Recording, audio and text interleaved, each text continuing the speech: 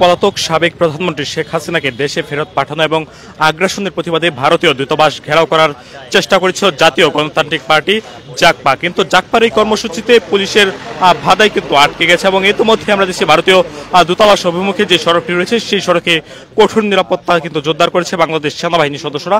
পুরো এলাকা জুড়ে আসলে বেশ নিরাপত্তা বেষ্টনী কিন্তু সৃষ্টি করা হয়েছে। এর আগে সকাল 11টায় মেরুল ভাড্ডায় কানাডিয়ান ইউনিভার্সিটির সামনে থেকে মিছিলটিতে যোগ দেন জাকপার সহসভাপতি এবং দলের মুখপাত্র রাশিদ প্রধান, এবং এই যে মিছিলটি সেটি জাতীয় প্রেস ক্লাবের সামনে থেকে বের হয় এবং জাতীয় প্রেস ক্লাবের সামনে থেকে তারা ভারতীয় দূতাবাস অভিমুখে রওনা করে এবং সেখানে তারা সড়ক অবরোধ করে রাখেন। প্রায় দীর্ঘ 45 মিনিট তারা সড়ক অবরোধ করে রাখেন। বলতো শেখ হাসিনাকে বিচারের আওতায় নিয়ে আসার জন্য তারা বিক্ষোভ করছিল এবং শেখ হাসিনাকে যেন দ্রুত দেশে ফিরিয়ে আনা যায় সেই বিষয়টি আসলে তারা দাবি জানাচ্ছে এবং সেই দাবিতেই মূলত তারা রাজপথে নেমে এসেছে এবং জারি কারণে আমরা সেই ইতিমধ্যেই তারা মেরুল বাড্ডা এলাকাতে আসেন এবং সেখানে তাদেরকে আসলে আইন শৃঙ্খলা বাহিনীর বাধার মুখে পড়তে হয়েছে এবং সেখান থেকে তারা আসলে চলে গিয়েছেন।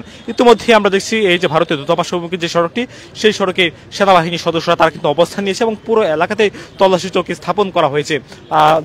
কেউ যদি ভেতরে প্রবেশ করতে চাচ্ছেন তাহলে তাদেরকে আসলে জিজ্ঞাসাবাদ করা হচ্ছে, তাদের কাগজপত্র যাচাই বাছাই করা হচ্ছে এবং পুরো নিরাপত্তা তল্লাশির মধ্য দিয়ে আসলে তাদেরকে দিয়ে যাওয়া হচ্ছে এবং পুরো এলাকাটি আসলে নিরাপত্তার যে বেষ্টনী সেই বেষ্টনী কিন্তু এখানে সৃষ্টি করা হয়েছে। ইতিমধ্যেই আপনাদেরকে জানিয়ে রাখতে জাতীয় গণতান্ত্রিক পার্টি তারা এই যে তাদের যে ভারতীয় দূতাবাস অভিমুখে যে ভারতীয় দূতাবাস ঘেরাও যে কর্মসূচির ডাক দিয়েছিল সেই কর্মসূচিতে মূলত আমরা দেখছি তাদেরকে পুলিশের পক্ষ থেকে বাধা দেওয়া হয় এবং ইতিমধ্যে আমরা দেখছি এই যে ভারতীয় দূতাবাস অভিমুখে যে সড়কটি রয়েছে এই সড়কে আইন শৃঙ্খলা বাহিনী তাদের যে নিরাপত্তা সেই কঠোর নিরাপত্তা কিন্তু তারা জোরদার করা হয়েছে। এখানে সেনাবাহিনীর সদস্যরা তাদের যে এপিসি কারগুলো রয়েছে সেই এপিসি কারগুলো দিয়ে পুরো এই যে নিরাপত্তা সেই নিরাপত্তা কিন্তু এখানে স্থাপন করেছে। মূলত কেউ যেন এখানে অপ্রীতিকর কোনো ধরনের ঘটনা না ঘটাতে পারে সেই জন্য মূলত এই নিরাপত্তা চৌকিটি এখানে স্থাপন করা হয়েছে। পাশাপাশি আমরা দেখছি সড়কের উভয় পাশে আইন শৃঙ্খলা বাহিনীর যে ব্যাপক মহড়া বা ব্যাপক যে টহল সেটি কিন্তু দেখা যাচ্ছে। পুরো এলাকা জুড়ে আসলে আইন শৃঙ্খলা বাহিনী তারা কঠোর নিরাপত্তা বেষ্টনী কিন্তু সৃষ্টি করেছে এবং ভারতীয় দূতাবাস অভিমুখে যে সড়কটি রয়েছে অর্থাৎ গুলশান থানা পুলিশের যে চেকপোস্টগুলো যেখানে করা হয়ে থাকে নিয়মিত সেই চেকপোস্ট স্থানেও কিন্তু আমরা দেখছি সেনাবাহিনীর সদস্যরা কয়েক স্তরের নিরাপত্তা বেষ্টনী এখানে সৃষ্টি করা হয়েছে। প্রথমত এখানে কেউ যদি ভারতীয় দূতাবাস অভিমুখে যেতে চাচ্ছেন কোনো প্রয়োজনেই হোক বা যে কোনো কারণে এই সড়ক দিয়ে যদি কেউ চলাচল করতে চাচ্ছেন তাদেরকে আসলে সেনাবাহিনীর সদস্যরা জিজ্ঞাসাবাদ করছেন যে কেন আসলে ভেতরে যাচ্ছেন এবং তাদের কাগজপত্র যাচাই বাছাই করে মূলত তাদেরকে ভেতরে যেতে দেওয়া হচ্ছে। মূলত জাতীয় গণতান্ত্রিক পার্টি তাদের যে কর্মসূচি সেটি তারা ঘোষণা করেছে জাতীয় প্রেস ক্লাবের সামনে।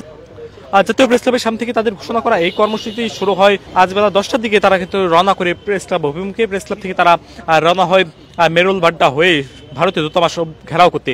তবে প্রতিমধ্যে আমরা দেখছি তারা সড়ক অবরোধ করার কারণে পুলিশ তাদেরকে বাধা দেয় এবং পুলিশের বাধার মুখে পড়ে তাদের যে কর্মসূচি সেটি আসলে তারা সেখানে দীর্ঘ 45 মিনিট তারা সরকারকে বিক্ষোভ করতে থাকে। দর্শক জানিয়ে রাখতে চাই শেখ হাসিনাকে দেশে এনে বিচারের আওতায় নিয়ে আসার জন্য যে বিক্ষোভ মিছিলটি করছিল জাতীয় গণতান্ত্রিক পার্টি তাদের বিক্ষোভ মিছিলে পুলিশের বাধার মুখে পড়ে তারা আসলে সরে যেতে বাধ্য হয়। তারা ভারতীয় দূতাবাস অভিমুখে কিন্তু আসতে পারেনি। মূলত শেখ হাসিনাকে দেশে ফিরে এনে বিচারের আওতায় আনার জন্য তারা বিক্ষোভ মিছিলের ডাক দিয়েছে এবং তারা ভারতীয় দূতাবাস ঘেরাও করার কর্মসূচি তারা ঘোষণা করেছিল এবং ইতিমধ্যে আমরা দেখছি তাদেরকে পুলিশ বাধা দেয় এবং পুলিশ বাধা প্রদান করে বলে তারা আসলে তারা সরে যায় এলাকা থেকে এবং তারা সড়কটি দীর্ঘ কয়েক ঘন্টা তারা দীর্ঘ কয়েক মিনিট তারা অবরোধ করে রাখেন। বলতো তারা 45 মিনিট তারা সড়কটি অবরোধ করে রাখেন। ইতিমধ্যে তাদেরকে আসলে আইন শৃঙ্খলা বাহিনী তাদেরকে সরিয়ে দিয়েছে। আর লক্ষাধিক জুলাই যোদ্ধা বাংলাদেশের আপামর মানুষ যে স্বৈরাচার খুনির বিচার ও ফাঁসি দেখার জন্য অপেক্ষায় রয়েছে সেই স্বৈরাচার খুনি শেখ হাসিনাকে রাষ্ট্রীয় যে মর্যাদায় ভারতে 1 বছর ধরে আশ্রয় দিয়ে রেখেছে আর এই আশ্রয় প্রশ্রয় চলবে না এবং তারা ভারতীয় দূতাবাসের মাধ্যমে দিল্লি সরকারকে তারা জানিয়ে দিচ্ছেন যে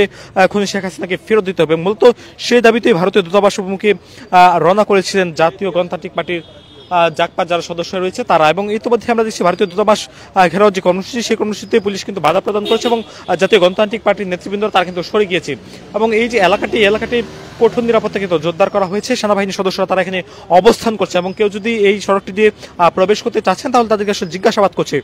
আপনাকে জানিয়ে রাখতে চাই গণঅভ্যুত্থানে শেখ হাসিনাকে দেশে ফেরত পাঠানোর দাবিতে শেখ হাসিনা যিনি ভারতে বর্তমানে অবস্থান করছেন তাকে দেশে ফেরত পাঠানোর দাবিতে এবং বিচারের আওতায় নিয়ে আসার জন্য ইতিমধ্যে বিক্ষোভ মিছিল এবং বিক্ষোভ সমাবেশ করেছে জাকপার নেতাকর্মীরা। দলটির পূর্ব ঘোষিত ভারতীয় দূতাবাস ঘেরাও কর্মসূচিতে পুলিশের বাধার মুখে পড়ে তারা রাজধানীর বাড্ডাতে আটকে যায় এবং সেখানে তারা বাড়িধারার যে পার্ক রোডে ভারতীয় হাইকমিশনের যে স্থানটি রয়েছে এখান থেকে তাদের যে কর্মসূচি স্থান ছিল সেই স্থান প্রায় 2 কিলোমিটার দূরে কিন্তু অবস্থিত এবং এই 2 কিলোমিটার দূর থেকে তাদের কর্মসূচি তারা সমাপ্ত করেন, সেখানে তারা সমাবেশ করেন।